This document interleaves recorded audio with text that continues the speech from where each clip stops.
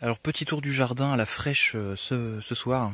Donc en fait cette année on n'a pas fait grand chose niveau jardin, par manque de temps et simplement par volonté de se consacrer à autre chose. On a simplement fait en gros 2-3 cultures, simplement l'essentiel cet été pour avoir de quoi manger cet hiver sans trop travailler, hein, vraiment en complément du stock ou de ce qu'on a pu prévoir pour l'hiver, histoire d'avoir juste du frais qu'on pourra conserver. Donc surtout de la pomme de terre, comme vous voyez, une cinquantaine de pieds.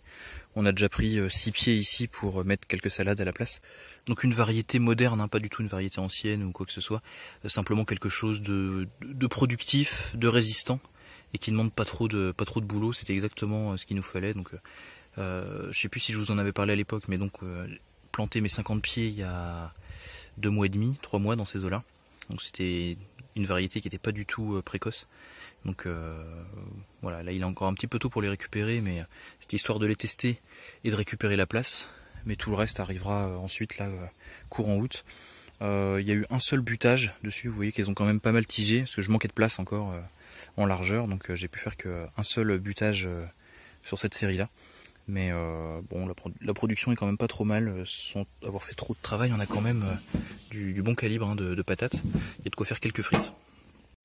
Ah, au passage, ça c'est un outil hyper intéressant si jamais vous en trouvez un en brocante. Celui-ci vient de brocante, on l'a chopé pour 5 €. Il y en a des versions modernes, neuves, mais qui sont très coûteuses. Donc c'est un sarcleur émietteur, ou une sarcleuse émietteuse comme vous voulez. En fait ça vient mouliner dans les deux sens. Quand vous faites des allers-retours, ça vient émietter la terre, vraiment casser les mottes. Et en même temps on a la lame qui est affûtée des deux côtés, qui elle aussi fait des allers-retours sous le niveau du sol pour venir désherber. Donc c'est hyper efficace, ça vient vraiment lisser le sol, casser les mottes, désherber, tout en même temps. En quelques passages, c'est hyper efficace. Quand on gagne du temps, le poids de l'outil fait que vraiment on rentre sous le sol. Ça marche plutôt bien, c'est une belle découverte. Ensuite ici c'est tout un carré de courges et de courgettes. Donc on a fait tout au même endroit en fait. Là elles ont eu un petit peu chaud ces derniers jours, donc je réarrose un bon coup, même si on a très peu arrosé cet été en fait, hein. Donc on avait 8 pieds de courge et 5 pieds de courgettes. Donc 5 pieds de courgettes c'était vraiment énorme juste pour nous, on a eu beaucoup trop de courgettes évidemment. Ce qui fait qu'on a eu beaucoup après de courgettes qu'on a pu donner autour de nous ou bien conserver pour cet hiver. Donc encore des bocaux en lactofermentation et puis des courges qu'on a laissé vraiment grossir pour pouvoir les garder quelques semaines et les manger cet automne en purée ou autre chose. Donc ça fait du coup des grosses courgettes qui seront bonnes après en purée. Donc toutes ces courges là en fait c'est une variété de courge Maxima.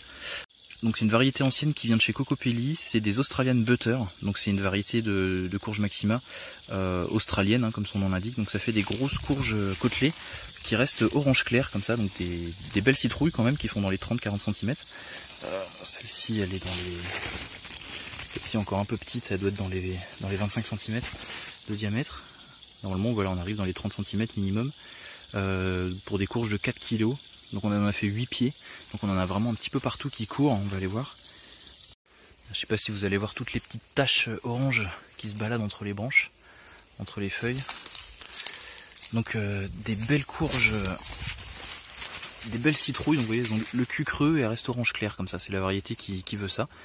Donc l'avantage là, comme c'est des graines d'héritage, donc de chez Cocopelli, on pourra récupérer toutes nos graines et en refaire l'année prochaine. Donc c'est une variété qui est quand même, j'ai l'impression, assez bien adaptée à des températures assez chaudes, comme c'est australien. On n'a presque pas arrosé cette année.